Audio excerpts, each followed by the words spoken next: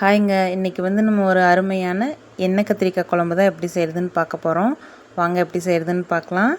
கடாய் நல்லா சூடானதுக்கப்புறமா தேவையான அளவு எண்ணெய் சேர்த்துக்கலாம். ஃபஸ்ட்டு நம்ம மசாலாலாம் எப்படி வறுத்து அரைக்கிறதுன்றதை பார்த்துக்கலாம். எண்ணெய் சூடானதுக்கப்புறமா சின்ன வெங்காயம் சேர்த்துக்கலாம். நீங்கள் உங்களுக்கு தேவையான அளவு சேர்த்துக்கோங்க. நான் என் கைப்பிடி அளவில் 1.5 கைப்பிடி அளவு எடுத்திருக்கேன். அது கூடவே பூண்டு இஞ்சி சேர்த்துக்கலாம். பூண்டு ஒரு 5 பல், இஞ்சி ஒரு சின்ன 3 துண்டு, அதையும் சேர்த்துக்கலாம். இது 3 சேர்த்து நல்லா வதக்கி விட்டுக்கலாம். இப்போ இது நல்லா வதங்கட்டும். இது கூட சீரகம் சேர்த்துக்கலாம். 1 ஸ்பூன் அளவு சீரகம் சேர்த்துக்கலாம். இப்போ இதில் 1/4 ஸ்பூன் அளவு மிளகு சேர்த்துக்கலாம். சேர்த்து நல்லா வதக்கி விட்டுக்கலாம். இது நல்லா வதங்குறப்பவே நம்ம ஒரு 3 சில் தேங்காய் அளவு எடுத்து அதை கொஞ்சம் குட்டி குட்டியாக கட் பண்ணி அதையும் சேர்த்து இதோட வதக்கி விட்டுறலாம்.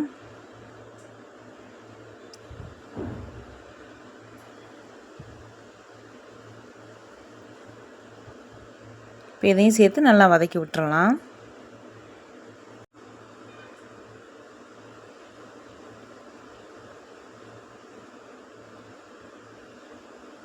இப்போ இது கூட ஒரு 2 தக்காளி நல்லா பழமான தக்காளி எடுத்து வச்சுருக்கேன்.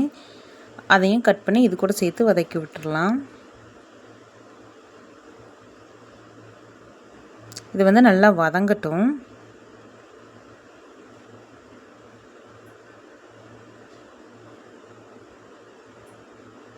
இப்போ தக்காளி வதங்க தேவையான அளவு உப்பு சேர்த்து விட்டுடலாம். சேர்த்து நல்லா வதங்கி வரட்டும். அது வரைக்கும் வெயிட் பண்ணலாம்.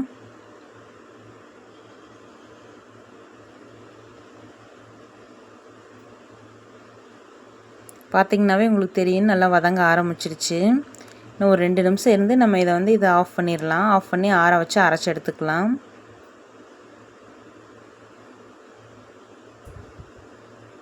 பாருங்கள், இந்த தண்ணியெல்லாம் இல்லாமல் இப்போ நல்லா வதங்கிருச்சு. இப்போ இதை ஆற வச்சு அரைச்சி எடுத்துக்கலாம். இப்போ இன்னொரு கடாயை வச்சுக்கலாம். அதில் நல்லெண்ணெய் சேர்த்துக்கலாம். கத்திரிக்காயை அடிப்பக்கம் 4 வாக்கில் கீறி உள்ளே எதுவும் புழு இருக்கா இல்லை சொத்தை இருக்கான்னு சொல்லி பார்த்துட்டு நல்ல கத்திரிக்காயை எடுத்து வச்சுருக்கோம். அதை நல்லா எண்ணெயில் போட்டு பொரிய வச்சு வதக்கி எடுத்துடலாம்.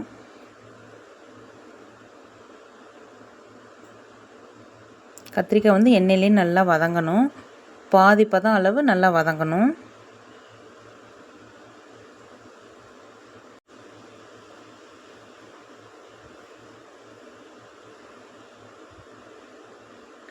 பாருங்கள், நல்லா வதங்கிச்சு பாதி அளவுக்கு. இப்போ இதை எடுத்துடலாம். எடுத்து ஒரு தட்டில் எடுத்து வச்சுக்கலாம்.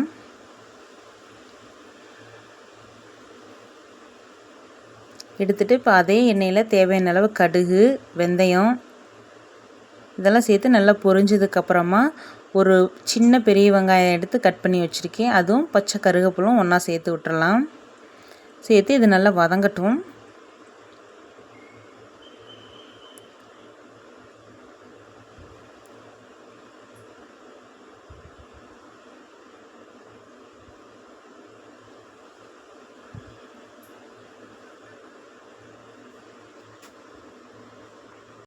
வெங்காயம் பார்த்திங்கன்னா இந்த அளவுக்கு வதங்கியிருந்தாலே போதும்.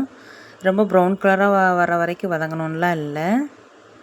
இப்போ நம்ம இதுலேயே மசாலா பொடியெல்லாம் சேர்க்க ஆரம்பிச்சிடலாம்.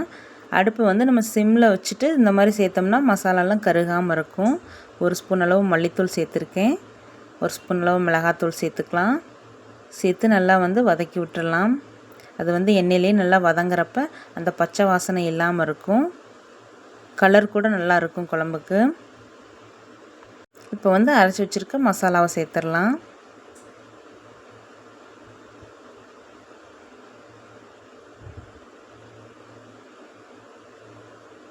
இப்போ அந்த கப்பில் கொஞ்சமாக தண்ணி சேர்த்து அதையும் இதோடு சேர்த்து விட்டுறலாம்.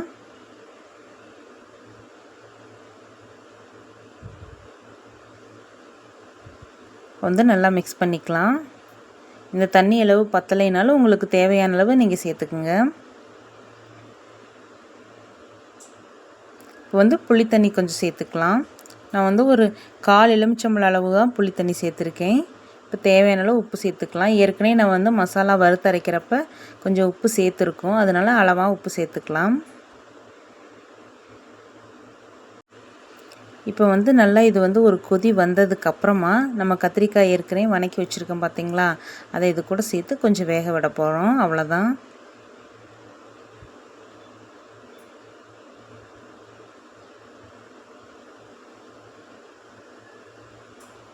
இப்போ வந்து பார்த்திங்கனாவே தெரியும், எண்ணெய் பிரிய ஆரம்பிச்சிருச்சு, கத்திரிக்காயும் நல்லா வெந்துருச்சு. அவ்வளோதாங்க, நம்ம எண்ணெய் கத்திரிக்காய் குழம்பு ரெடி ஆயிடுச்சு. நம்ம வீடியோ உங்களுக்கு பிடிச்சிருந்தா சப்ஸ்கிரைப் பண்ணுங்கள், லைக் பண்ணுங்கள். நாளைக்கு இன்னொரு வீடியோவில் பார்க்கலாங்களா.